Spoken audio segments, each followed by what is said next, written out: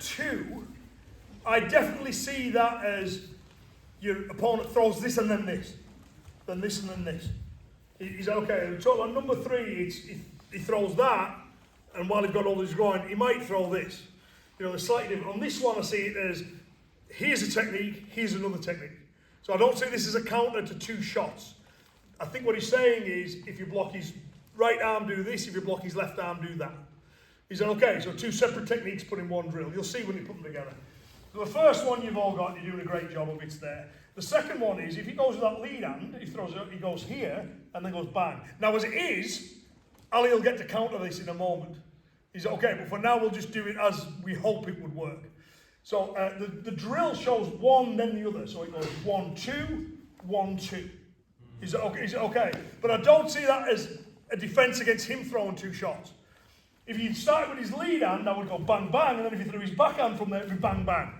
Is that okay? It's just mapping out this idea of hitting that arm and immediately coming back in with the same arm. Is it all right? So in the drill, 1, 2, 1, 2. Is it okay? That won't land because he does a counter and then Motobu counters the counter. But that's what you're trying to do.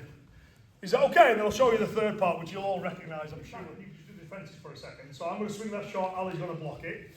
He drops his hook back into here. It then shows here's the other side, right?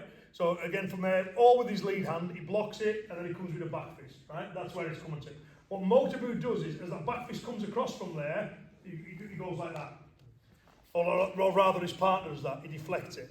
The reason I'm mentioning this is, so when he's done that block, as he starts to do his back fist, you guide past your own face. Do not do this. Right, so he wants to be across, not back and then across. He's like, okay, so you've connected with his arm, you feel it coming back, so it's no. You know, I'm going to push it offline. So if we can change over again. Right, so I'll go back to being me if that's all right. So actually, we probably would have been better that way. Right, but so Ali swings a backhand shot, I go 1, 2. Throws a lead hand shot, I go 1, but as I do it again, he pulls it straight across and across that side. So now there's an opening on this flank.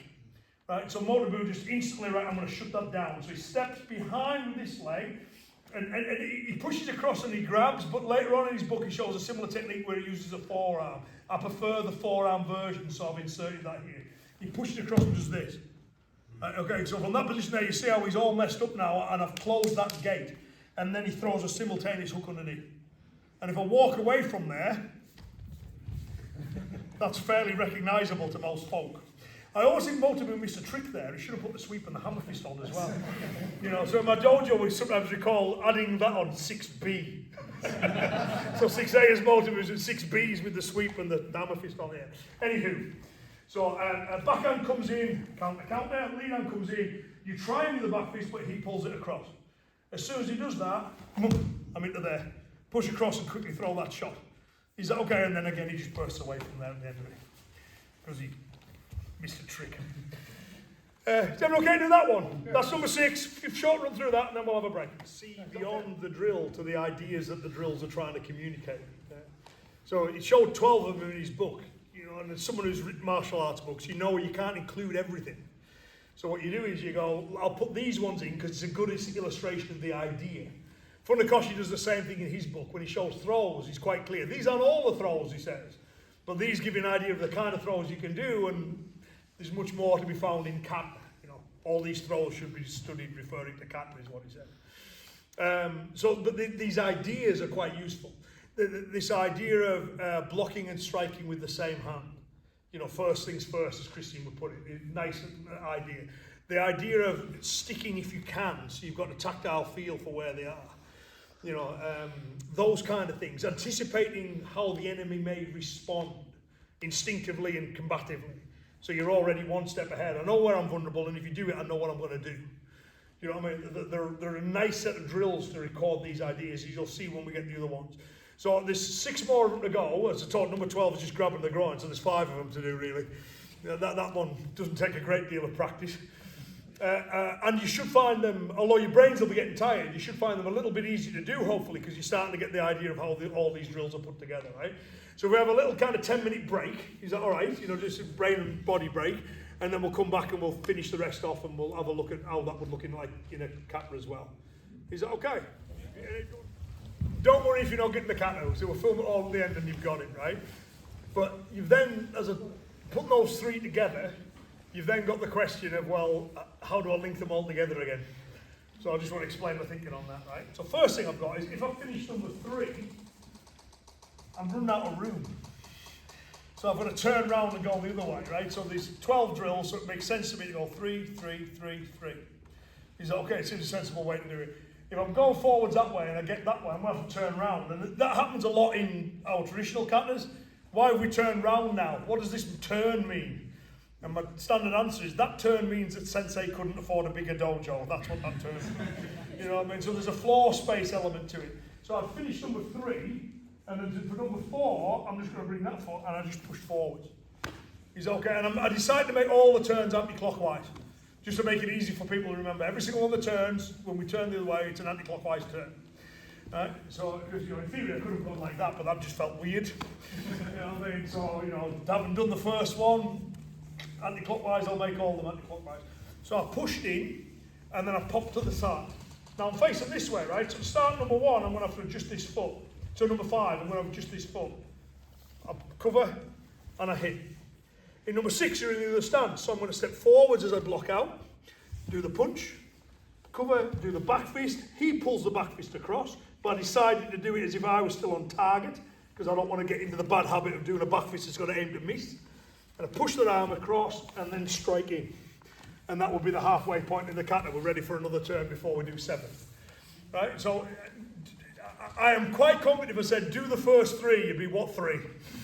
Right? So don't worry about that for now. I'll show you how it all links together. But just, if you want to put the turn in, you've done a double elbow with your right foot forwards. You turn around and you push, you pop to the side. Adjust your lead foot, cover and cover. End of number 5. Next one, out, in, over, push, strike. Is that okay? Just give it a little walk through. Even if you don't get it, don't worry. I'll make sure you go away with plenty of footage to study it, all right? Because if we spend all the time on the kata, we won't get the drills done. Please remember what I've just said.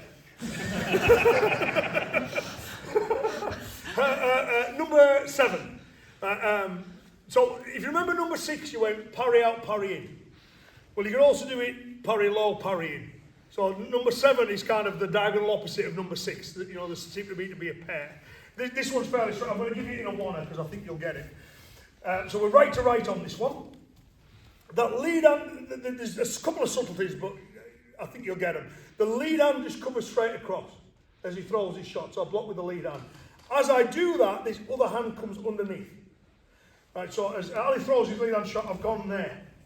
Is that okay? So that's your windscreen wiper, it's coming across. Once I'm there, this one can come up and find exactly where his arm is.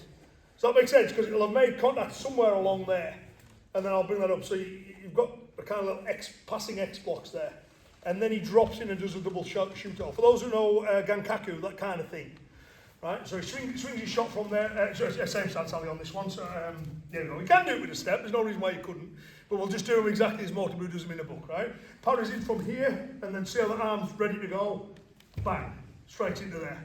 When he does this, he's quite close. See how I've travelled up his arm. So I'm not doing this. Not that there's anything wrong with this. That's a yes. I'm not going there. See, this hand is here.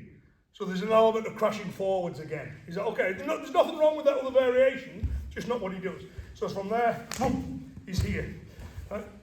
That arm is not going to be able to throw a shot with, and I've got awareness of this arm, and if he tries to throw a shot to my head to there, that's it. It's hard to do because there's that frame there.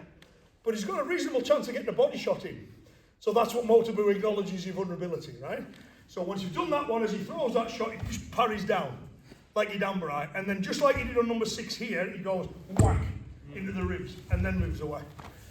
Is that okay? So so the first part is right to right, throws a lead shot, parry and crash and strike, and then he throws a second shot, block out, block in. All the while, if you can shade around there, Ali, all the while I've got hold of that arm.